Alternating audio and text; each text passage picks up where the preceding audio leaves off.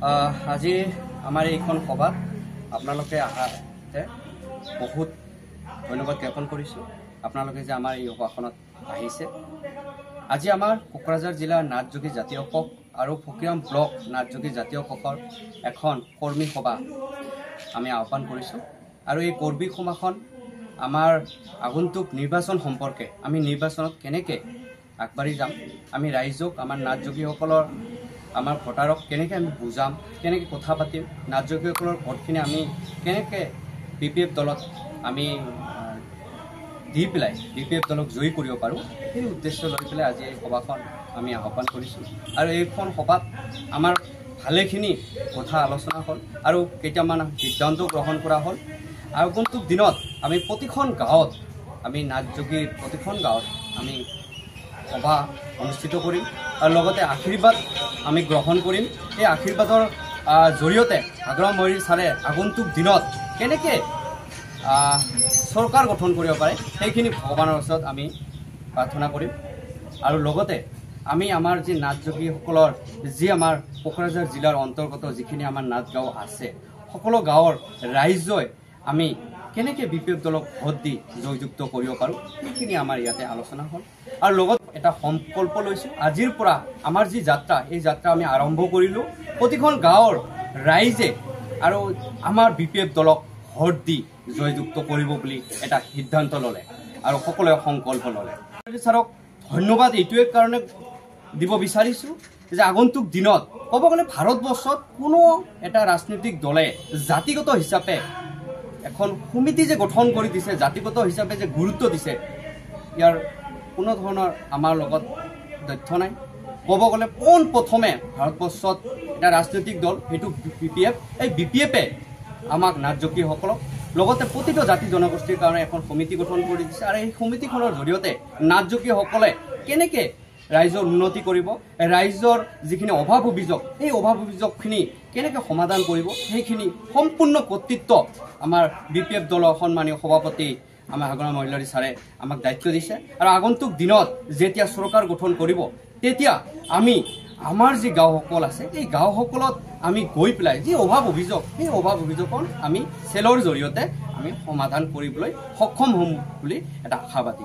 আৰু লগতে আমাৰ কেইটামান কথা মই ক'ব বিচাৰোঁ। সমষ্টিত যিটো ৰাজনীতি চলি আছে, মহিলাসকলক ক'তবা এখন ঠাইত মাতে, যদি সন্ধিয়া 6টা বজাত মাতে, তাতে BJP দলৰ এজন ক'ব গ'লে ভাষাজ্ঞান নথকা মানে ভাষা যাৰ নাই, মানে ভাষাৰ যাৰ মানে গঠনমূলক কথা ক'ব নাজানে, সেইজন EMA কি কৰে, মানে সন্ধিয়া যদি 6টা বজাত মাতে সেইখন মিটিঙত ৰাতি 11টা বজাত বা 12টা বজাত আহি পেলাই এই মহিলাসকলক লৈ পেলাই যি ৰাজনীতি কৰিব তাত 200 টকাৰ ৰাজনীতি। এই 200 টকাৰ ৰাজনীতিয়ে মহিলাসকলৰ সংসাৰবিলাকত বহুত অসুবিধাৰ সৃষ্টি হৈছে, ঘৰখন চলাব নোৱাৰা হৈ গৈছে। কিন্তু মহিলাসকলে কিছুমানে নুবুজে, 200 টকাই ভাবে যে 200 টকাই সৰ্বোচ্চ। 200 টকা সৰ্বোচ্চ নহয়। আমাৰ ফকিৰাগ্ৰাম সমষ্টিত যদি EMA কাম কৰিব লগা হয় তেনেহ'লে শিক্ষাৰ ক্ষেত্ৰত প্ৰথমে গুৰুত্ব দিয়ক, স্কুল কলেজ কৰক, হস্পিটেল কৰক, ৰাস্তা ঘাট কৰক, কালভাৰ্ট কৰক, ল'ৰা ছোৱালী উচ্চ শিক্ষাৰ কাৰণে জলপানী দিয়ক, সেই ল'ৰা ছোৱালীসকলক আগবঢ়াই লোৱাৰ কাৰণে দায়িত্ব গ্ৰহণ কৰক। সেইবিলাক নকৰি ক'ত কি কয় যে জুবিনক কোনে আনিব পাৰিছে, জুবলিক কোনে আনিব পাৰিছে, ভিকু কাশ্যপক কোনে আনিব পাৰিছে, সেইবিলাকৰ জৰিয়তে এই গান বাজনাৰ জৰিয়তে আমাৰ সমষ্টিৰ কেতিয়াও উন্নতি নহয়।